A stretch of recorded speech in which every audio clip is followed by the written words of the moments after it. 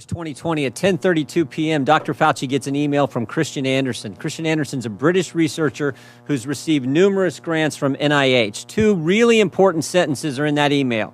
Two sentences that get Dr. Fauci's attention. The first is this: the unusual features of the virus make up a really small part of the genome.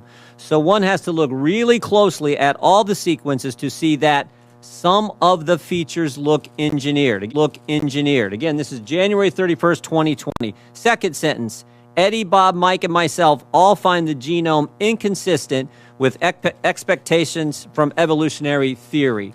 Email arrives 10:32 to Dr. Fauci on January 31st, 2020. 2 hours later, at 12:29 in the morning, Dr. Fauci sends an email to his top deputy, Mr. Hugh Auchincloss.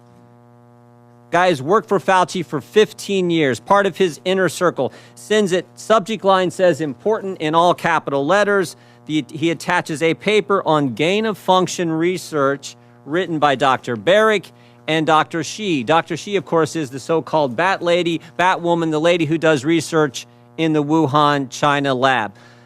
This email, Dr. Fauci says, again, to his top deputy, it is essential that we speak this AM.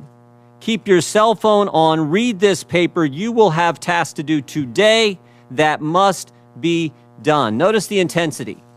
Notice the focus. I mean, this is the house is on fire email here.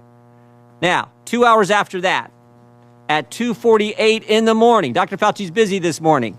12:29, that email he sent to Dr. Auchincloss, his top deputy. 2 hours later at 2:48 in the morning, he sends another email, this one to Robert Kadlec, Assistant HHS Secretary, Trump appointee, not part of his inner circle, and he attaches a different article to this email, one that says the virus came from an animal, that downplays any lab leak theory. Now, again, notice the tone of this one. Bob, this just came out today. Gives a balanced view. Best, Tony. I mean, totally different from the previous. This is one like, oh, if you get a chance, read this, gives a balanced view. So the tone is different, but also that sentence, gives a balanced view, it's not true either. That's just not accurate. This article downplays, as I said, the lab leak theory, emphasizes evolutionary cause to the virus. What happens next? What happens next? Later that same morning at 11:47 a.m., Dr. Fauci's deputy gets back to him. I just want to read you this whole email.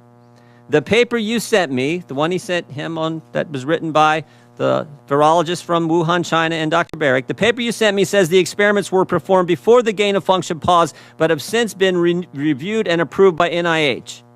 Not sure what that means, since Emily, someone else who works for Dr. Fauci, is sure that no coronavirus work has gone through the P3 framework, which of course is the oversight body that's supposed to approve any grant dollars going for gain-of-function research. No coronavirus work has gone through the P3 framework. Final sentence: she will try to determine if we have any distant ties to this work abroad. She will try to determine if our fingerprints are on any of this. All these emails happen in 13 hours. So 13 hours after Dr. Fauci gets the initial email from Christian Anderson saying, looks like this virus is engineered, not consistent with evolutionary theory, Dr. Fauci knows some important facts. First, Dr. Fauci knows there's a lethal virus on the loose that started in Wuhan, China. Second, he knows the American taxpayers have funded gain-of-function research in Wuhan, China. Third, he knows that the research grant didn't go through the required oversight board. Fourth, he knows the virus, quote, looks engineered and, quote, not consistent with evolutionary theory. And finally, fifth, Dr. Fauci knows he may have ties to this work in China. His fingerprints, in fact, may be on this. So what does Dr. Fauci do next? After he says, oh, whatever, what does he do next? He organizes a conference call for later that same day. I mean, this is the busiest 24 hours I think I've ever. He organizes a conference call, 12 people on the call. Dr. Fauci and 11 virologists from around the world. Virologists who've gotten millions of American tax dollars over the past several years. Now look at this list. Here's the list of people. There's only 2 Americans on the list, Tony Fauci and one other. Most of them are from around the world, as I said.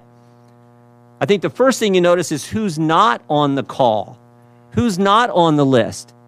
Is Dr. Kadlec on the list? The guy he sent the email to at 3 in the morning?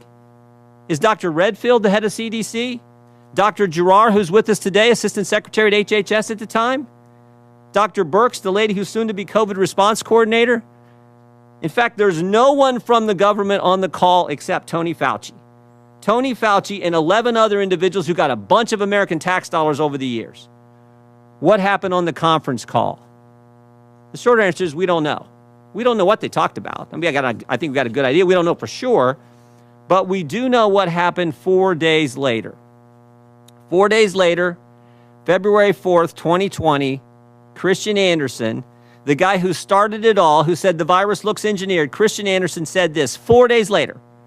The crackpot theories going around at the moment relate to this virus being somehow engineered. That is demonstrably false, close quote. What? In 4 days, this guy went from this looks engineered to now that's demonstrably false. 4 days, he went from this isn't consistent with evolutionary theory. Now we know it's totally evolutionary. But it gets even better. It gets even better. Mr. Anderson and 3 of the other people on this call write an article a few weeks later that says COVID is not a laboratory construct. And while they're writing that article, there's an email from March 6th where Mr. Anderson offers to let Dr. Fauci edit the article before it's published. And here's the kicker. Here's the kicker. When the article is published, Dr. Fauci cites it at a White House press conference when he is asked by a reporter about the origin of the virus. Cites the very article he put in motion on the conference call and he was allowed to edit. At the White House, where he's supposed to be giving the American people the truth, he references an article that he manufactured. Now, maybe I'm wrong about all this. Maybe it didn't work out this way. I think I'm right. Maybe it didn't work out this way. But it would have been nice, Mr. Chairman, if Dr. Fauci would come today and answer our questions. He could have come here and defended himself, but he didn't have the courage to do it. And you know who else wouldn't come? Remember that email about the P3 framework? We invited Dr. Hassel to come too. He's the individual who chairs that oversight board. We invited him to come today too, and he wouldn't come. I'm convinced these guys knew right from the get-go what the truth was, and they misled the American people. Oh, here's the other thing. You know that conference call? That conference call? We got the emails regarding the conference call from February 2nd. All these guys were emailing back and forth. They were on that conference call. Here's what we got on the FOIA request. Here's all their emails. Every single thing is redacted. Every single thing is redacted about what took place in that conference call, because I'm convinced it was at that conference call where they said, we got to cover our tracks. And again, maybe I'm wrong. Maybe I'm wrong. But Dr. Fauci could have been sitting right there and answering our questions, and he wouldn't come today. I yield back.